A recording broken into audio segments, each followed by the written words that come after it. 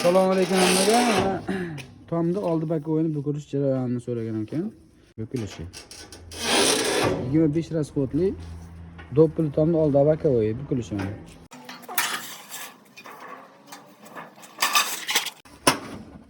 Razmerlarni o'zim aytdim. Gradusi hammasi 90 gradus bo'ladi. Birinchidagi mana bukilgani 45 gradus bo'ladi. Tomga yopishishlik oson bo'lishi uchun.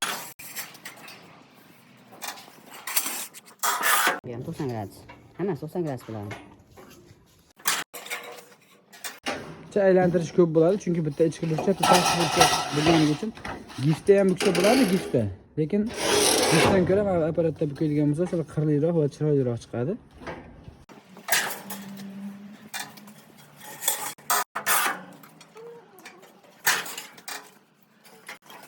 Bu bakovimiz 25 rasxoddan chiqyapti.